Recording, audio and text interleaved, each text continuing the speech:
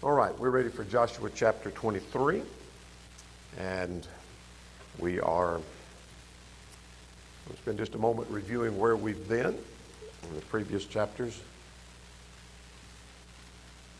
and then go from there. All right, here's chapter 1. Joshua prepares for the conquest. It was chapter 1. Chapter 2 had to do with the spies being sent to Jericho, making preparation for the conquest. Chapter 3 was the crossing of the Jordan. Chapter 4 was the memorial stones. And then chapter 5 was the second generation circumcised. Then we start the conquest.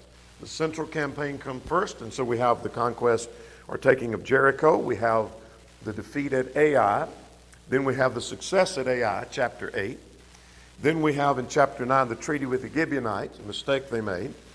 And then we have in chapter 10 the conquest of the south, the southern campaign, and then we have the northern campaign, conquest of the north. Then we have a summary of the kings in chapter 12, of the kings that were conquered by Moses, the three on one side of the Jordan and three on the other side. And then we have, starting in chapter 13, the divisions of the land on the east side. And then we have the division of the land on the west. And chapter 14 has to do with the land that Caleb inherits. And then in chapter 15, we have the division of the land on the west, the land that was given to Judah. We have it by tribes. That was done by Lot. Then in 16, the land of Ephraim, the land of Manasseh in 17, 18, the land of Benjamin. And then in 19, we have the rest of those, such as Simeon, Zebulun, Issachar, Naphtali, Dan, etc. Now, chapter 20 begins the special cities, such as the cities of refuge, and then the cities of the Levites. Chapter 22, the eastern tribes return, and they build an altar in chapter 22, and that was misunderstood, as you recall. All right, we're ready for chapter 23, and our question number 1 for tonight is, if I can read it in a second, a short summary of chapter 23. So what is chapter 23 about? Well, chapter 23 has to do with Joshua's farewell to the leaders. Chapter 23 and 24 go together as a unit of chapters, and this has to do with Joshua's farewell to the leaders. That sets in this third and final section of claiming the inheritance, and as we have the claiming of the inheritance, the entire nation is admonished. That's the last final section of the book 23 and 24. Now, what's the distinction between chapter 23 and 24? In chapter 23, Joshua addresses the leaders of Israel, and then in chapter 24, it's an address to all the people. And both of these form his farewell address. And that's what chapter 23 and 24 are about. So, graded ages, you should have answered to question number 1. And this is Joshua's farewell to the leaders. Joshua's farewell to the leaders. And we'll come back to our questions in a moment. 2 things happen in chapter 23. It's a short chapter, 16 verses. And so let's see if we can make some sense of this chapter. Verses 1, 1 to 4 is God has blessed you with the land. And then in verses 5 to 16, God will drive out your enemies and he'll bless you, conditioned on your obedience. And so let's talk about verses 1 to 4. We're not going to subdivide that section, but here verses 1 to 4. And it's interesting before we get into verses 1 to 4 to notice the overriding interest on the part of a man who is in his last days. Here's Joshua. Look at verse 1. Came to pass that a long time after God had given rest to Israel from all of their enemies around. Now that's interesting that this has been a while, and still they have a good bit of work to do according to verse 4. Verse 4 is going to tell us that there are still people that have not been driven out, and in fact will not be driven out because of their failure. We'll see that in Psalm 106 if we have time to go over there. But after a long time that they've been given rest, verse 1 says that Joshua was old and advanced in age. What's interesting is what's on his mind and what he thinks needs to be said to the leaders and ultimately to the people. And this is the last speech he ever makes. This is it. This is his farewell speech. And so what's on his mind is He sets himself to finish the work God has given him to do. And then furthermore, he hides behind the great work that God is doing. It's interesting to notice that Joshua doesn't talk about himself in the sense that, I want you to notice what I have done, what I have accomplished, the great things that I have led you to do. But he shifts and gives emphasis to God and what God has accomplished. So he's talking about the work that he has yet to accomplish, and they have yet to accomplish, but he hides all of that behind the work that God is doing. That's what's on his mind in his old age. And he looks at the past as not better days than we're living in now, but as assurance of how good things could be in the future. And watch for those three principles as we go along. Now, he's going to give them an abundance of warning in both chapters, and we'll get to that as we go along. But let's go on to verse 2 now. Verse 1 just simply told us that he's well advanced in age, and here's his speech to the leaders. Now, verse 2, he called all of Israel for their elders and for the heads and for the judges and for the officers. And again, he reminded them that I'm old and I'm advanced in age. And so here's why I'm giving this speech. Now, verses 3 and 4 to finish that first section, basically all he's going to say is, God has given you land, and yet there's more to be done with this land. That's all we're going to see. You've seen all that the Lord has done to all these nations because of you, for the Lord your God is he who's fought for you. He doesn't talk about himself again, but it was God who was doing that. Now, verse 4, you see, I have divided to you by lot those nations that remain to be inherited for your tribes. Now, that's interesting. From the vantage point, what does he mean? If we didn't go any further, we would know that I have given you this land that, let's get the exact wording, I have divided you by lot, those nations that remain. Not the nations already been taken care of, but the nations that remain for an inheritance. With all the nations I will cut off as far as the great sea westward. So I've given you all this land, and yet he talks about what remains. Well, now, that's what verses 5 to 16 are about, is driving out the enemy. In other words, Judah, for example, has been able to conquer the region that's allotted to Judah. And Manasseh has been able to conquer that region. It's under their control. And yet there's a great deal of people still there that need to be driven out. The warning is given, if you don't drive them out, here's what's going to happen. They don't do that, as you know, and what God had warned will happen exactly is what happened. And we're going to see that. So that's verses 1 to 4. God has blessed you with land, but the point in verses 3 and 4 is there's more to be done. You're not finished. It's conquered in the sense you occupy the land, but there's enemies that have got to be driven completely out. And if you don't do it, there's a big problem. So now let's look at verses 5 to 16. Verses 5 to 16, God will drive out your enemies and bless you if you obey. So I want you to notice 6 things in verses 5 through 11. You're going to be blessed if you obey. In fact, I think we've got a question about that, particularly at verse 6. Find 3 things that Joshua told the people in verse 6. We'll come to that in just a moment. That's the first 3 things on the screen before you. Graded ages, if you're watch for question number 2 in verses 5 to 11, what they're supposed to be doing with these people is where you'll find the answer to question number 2. Let's begin at verse 5 now. He said, and the Lord will expel them before you and drive them out of your sight, and you shall possess the land as the Lord God has promised you. What am I learning from that? I'm learning that what God had promised them was they would have this land free of their enemies, free of the influence of the heathens.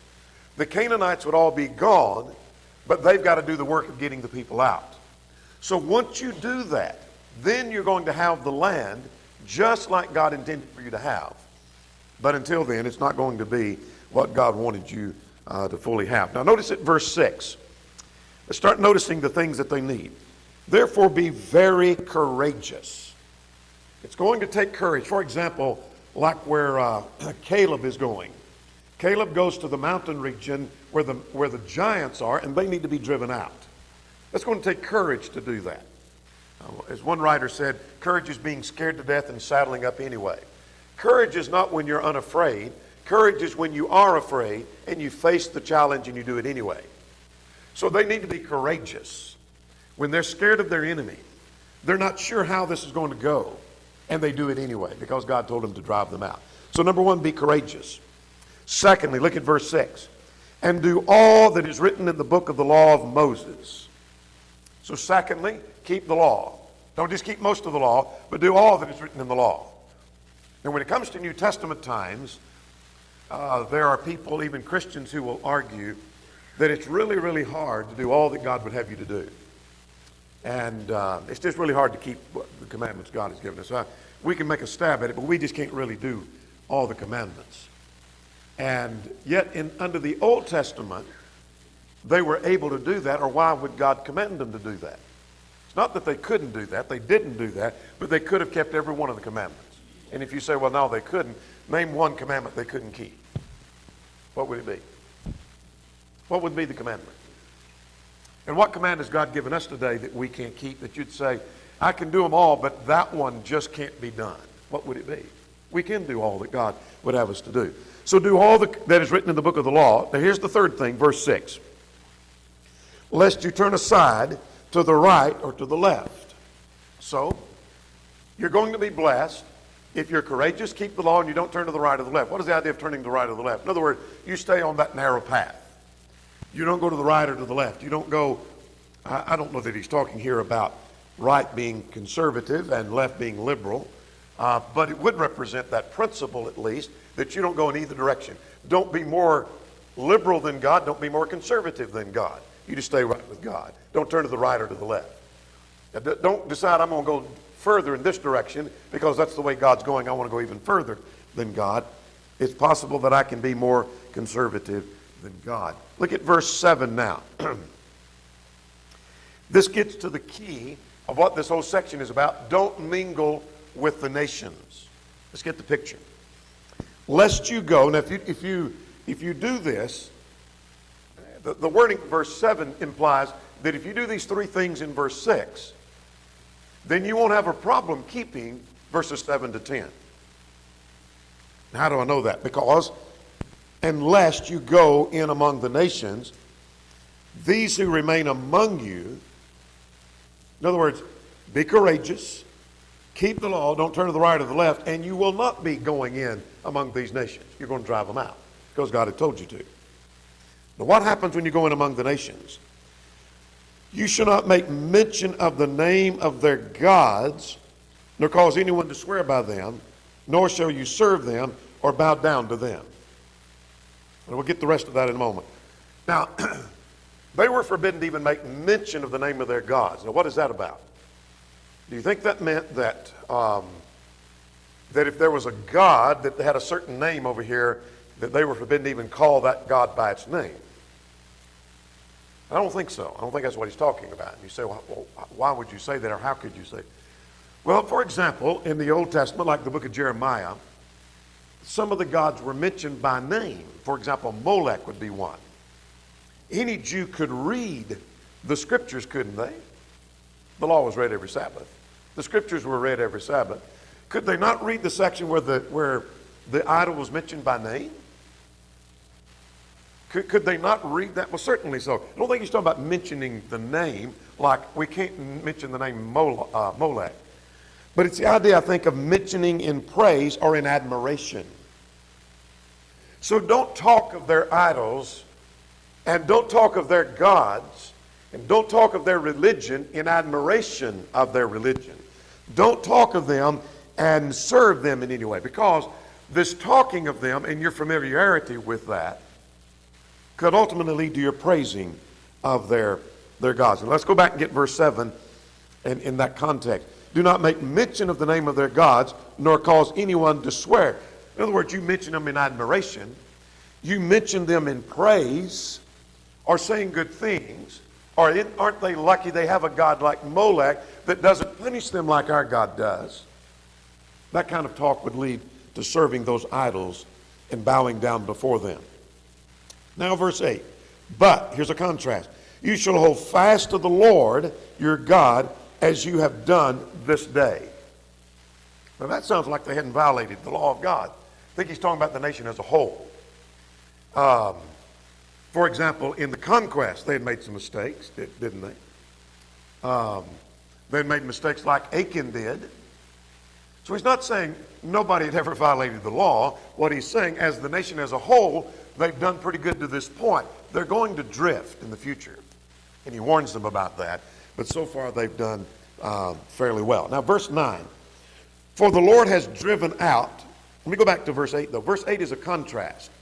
Verse 8 is doing exactly what verse 6 had talked about. Be courageous, keeping the law. Do not turn to the right or to the left. At verse 8, you're holding fast to the Lord. You're not mingling with the nations. Now verse 9. For the Lord has driven out from before you great and strong nations. But as for you, no one would be able to stand against you this day. You see, when you are holding fast to the Lord, verse 8, when you are not admiring the idols of these nations, and you were courageous and kept the law and didn't turn to the right or to the left, you were able to drive out mighty nations. What's his point at verse 9? You didn't do this because of your strength and might. It was God doing it for you. Let's go back to verse 3. Because God, for the Lord your God is he who fought for you. It was God who was doing that. It was by the power of God. That's his point at verse 9. You drove out great nations and strong nations, and no one could stand against you. Here's how it worked. Look at verse 10. One man shall chase 1,000. In other words, one man among Israel could run off and chase 1,000 and make them to flee. Not because of the strength of that one man, not because of the intelligence of that one man, but because for the Lord your God is he who fights for you as he has promised you. What's his point? Don't forget that when you conquered the land, it was by the power of God you did that. You turn away from God, you're never going to get these enemies out. So you go and occupy your tribal area, Judah, Issachar, Zebulun, Manasseh, Gad, Reuben, any of those. You go occupy your land, you're going to be plagued constantly by the enemy if you don't drive them out. And the only way to do that is adhere faithfully to the Lord. That's his whole argument. That's his point. Now, what do I need to do that? Let's go now. Continuous thought, verse 11. Diligently take heed to yourself. Look at verse 11. Therefore, take diligent heed to yourselves. That's the New King James. Keeping in mind, the New King James is updated every year, so yours may read different, even though you have the same translation. Some of the New King James use the word careful. That you be careful. Take diligent heed to yourself. Now, what's his point here? Well, he's already told them to be courageous, keep the law, don't turn to the right or to the left. Take diligent heed to yourself. Seems to me that it's in light of this warning about mingling with the nations. Watch how close you get to those nations. Watch how closely you mingle with them. You watch how familiar you get to their gods and to their practices and what they're doing. You take diligent heed to yourself, that you love the Lord your God. In other words, you're holding fast to him. And you're holding on and you're loving your God. Now that gets us down through verse 11. Now we're ready to start about the cursing if you disobey. And that's going to be the end of the chapter. Now we're going to stop and look at some practical things as we go along. But here's his point. Don't mingle with the nations. How am I going to do that? By being courageous. Keep the law. Don't turn to the right or the left. Don't mingle with them. That's the heart and the key of that section. And take diligent heed to yourself and love your God. Now, let's pause just for a moment to, let's wait till we get to verse 13. I'm going to tie another passage or two in with that. He gives them this warning that about the dangers that are ahead, and he really gets into that more in verses 12 to 16, that if you don't do what he's just mentioned in verses 7 through 11, then they're going to be a snare to you. And we'll get to that in a moment. Let's catch up with some questions here. Graded ages. Question 2 you should have. What were they to do with the other nations that were still left in the land? They were to drive them out. That's what we've seen so far. Question 3 for the graded ages, how was Israel able to drive them out of the land? Verse 3. And then verse 9 and 10 was they were able to do that by the power of God. The adults now, let's see what questions we're missing. Question number 3, what promise is made in verses 5 through 11 that God would drive out their enemy if they obey? But I'll drive them out. In other words, you just adhere to my word, you do what I tell you, and these enemies are going to be gone. They're going to be driven out. Your snares are going to be gone. Question number 4, what relationship were the children of Israel to have with the people of the land? They were not to go among them and not talk about what they do. Now, I want to go back to verse 7 just for a moment about do not make mention of the name of their gods. I've already identified the sense in which I think he's saying don't make mention of them. And I don't think it meant you couldn't even mention the name of that God at all, but it must have been in admiration or praise. But another point to be made about that, some suggest that the less you talk about that, the less familiar you are.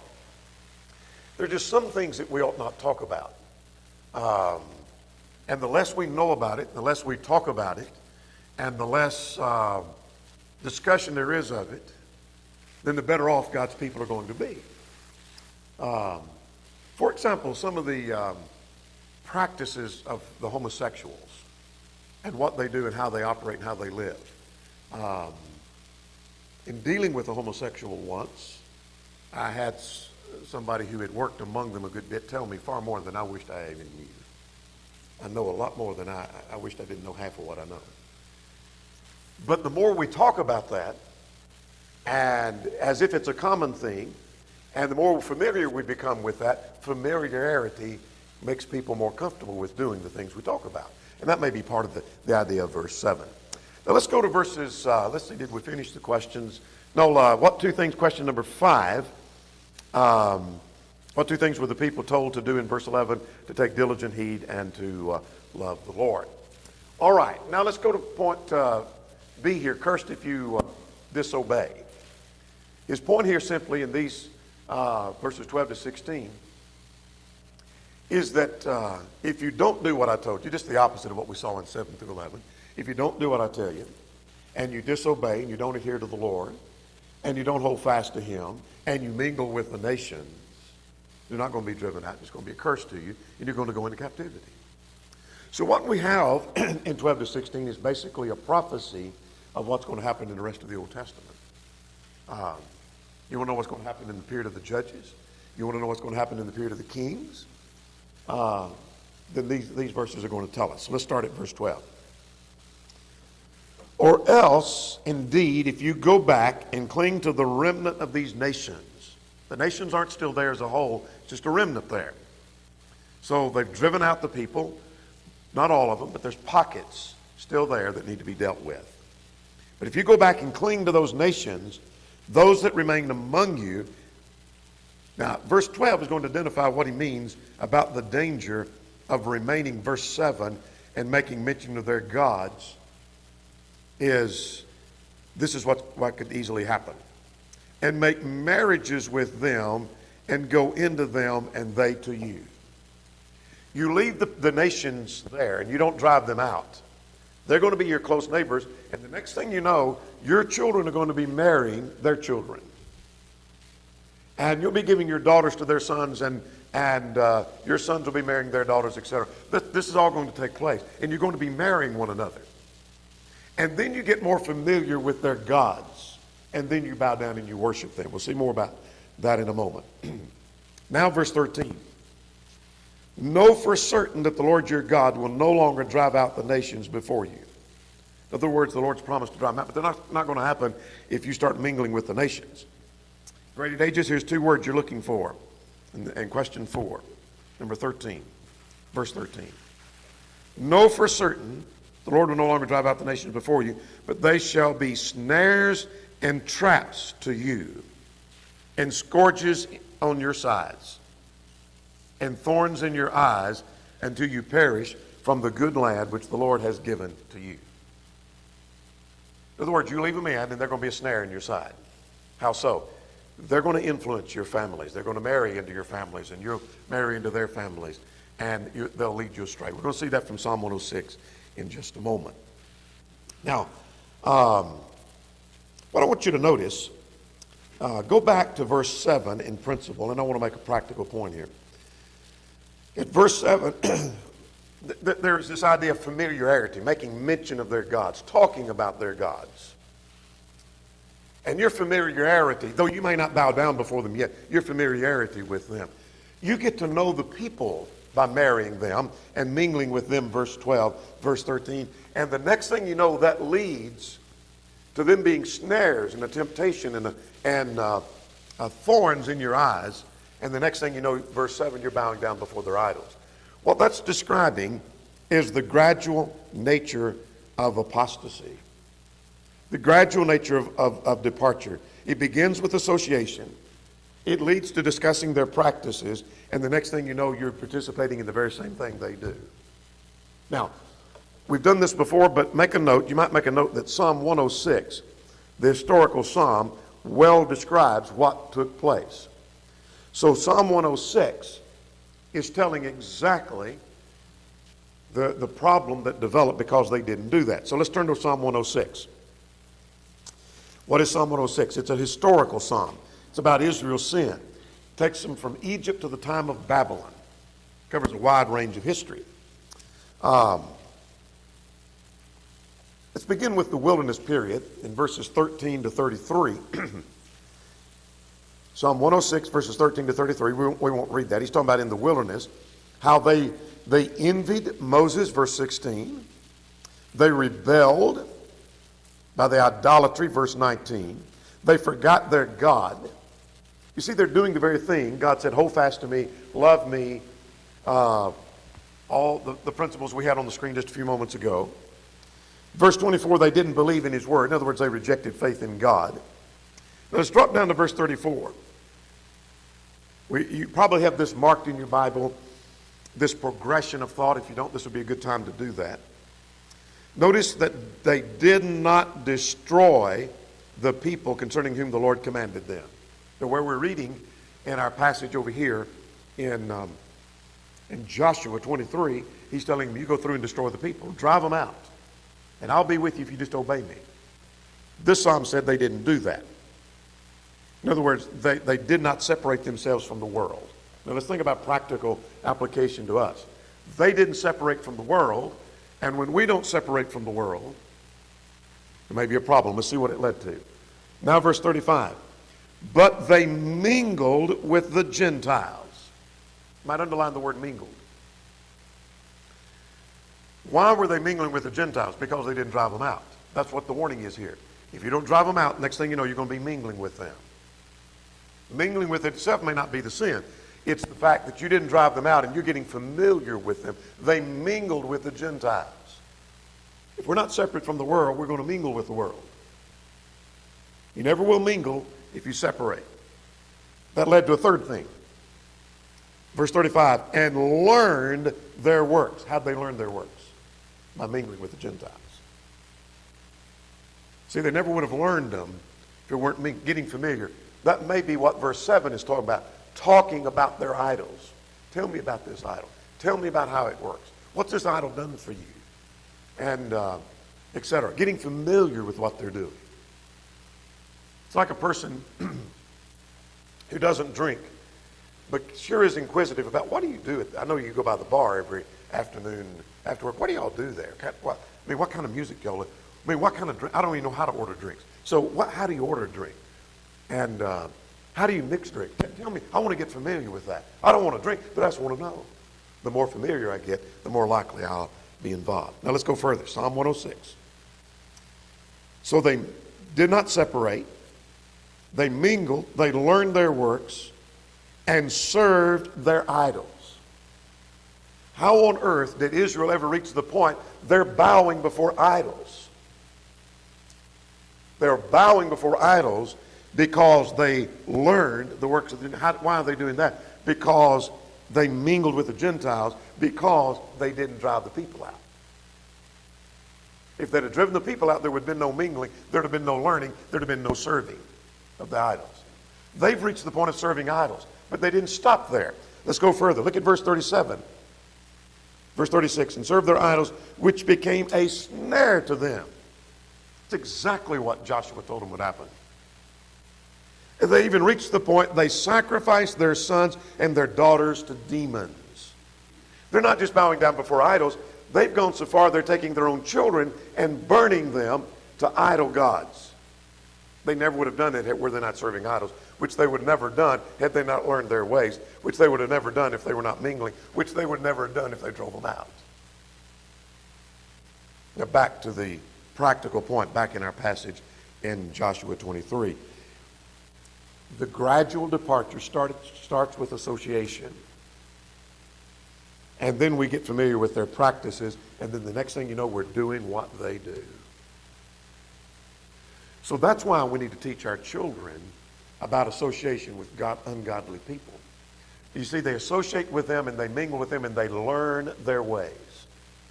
And from learning their ways, the next thing you know, they may be doing the very same thing. But you never start doing the same thing until you learn their ways, which you don't know until you start mingling with the world. Departure starts with association. All right. Now, back to verse 13. You might have a marginal note about this. If you don't, this would be a good time to make one. They'll become a snare and thorn in your eyes until you perish from this good land. I think that's a prophecy that if you disobey, you're going into captivity. That was fulfilled in Assyrian and Babylonian captivity because they were driven from the land. The Assyrians came in 722 BC and took them off into captivity. That's exactly what the warning is. So you might make a note of Assyrian and Babylonian captivity would be the fulfillment of that. All right. So if you go back among the nations, don't drive them out, then I'm not going to drive the nations out for you. But now 14 to 16, what's the point? I will punish you just as sure as the blessing. What I've done so far is bless you richly, and I'm promising to bless you even more. But just as sure as I have blessed you, I will punish you if you disobey. And that he did. So let's notice verse 14. But this day I'm going the way of all the earth. Joshua's old and he's about to depart. And you know that in your hearts and in your souls that not one thing has failed of all the good things that the Lord your God spoke concerning you. All has come to pass for you, and not one word of them has failed. So we'll come back and make some applications of that in a moment. But I want you to get the flow of the context. His point in the context is God has richly, richly blessed you. It's not that God gave you 80% of what he promised you or 90% or 95%. He gave you everything he promised you. You've been richly blessed. Not one thing has failed. Now verse 15. Therefore, it shall come to pass that all the good things have come upon you, which the Lord has promised you, so the Lord will bring upon you harmful things until he has destroyed you from the good land which the Lord God has given you. In other words, just as sure as God brought you into this land, God will take you out of it. And so notice the contrast between the good things and the harmful things. One commentator talks about the good word in contrast to the evil word in this context, but that's for another time. Now, verse 16.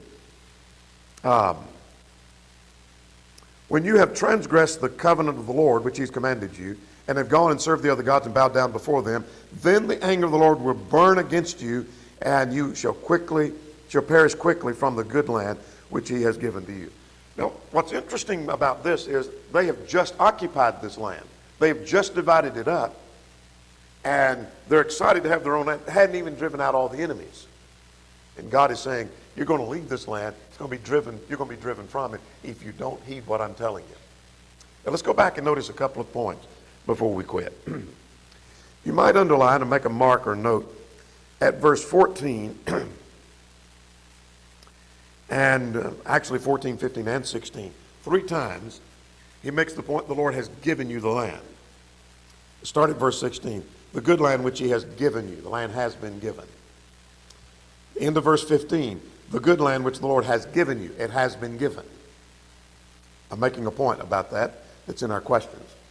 Then verse 14 says that the Lord has given you the land, but not one word has failed. That is, the Lord has given you all the land that he promised to give you. And what's the significance of that? We mentioned this a couple of weeks ago. Our premillennial friends argue that the land promise is yet to be fulfilled. It never has been fulfilled. Israel never has occupied the land fully, and so it's yet to be fulfilled. And the land promise has been fulfilled. And here's the evidence. At verse 14, 15, and 16, but particularly verse 14, not one word has failed. There's not an inch of the land that wasn't given. You might put a marginal note to see chapter 21 and verse 43. Question number 8, what passage earlier in Joshua said all the land was given? 21:43. You probably put a note over 21:43 to see chapter 23 and 14. Connect those two verses together.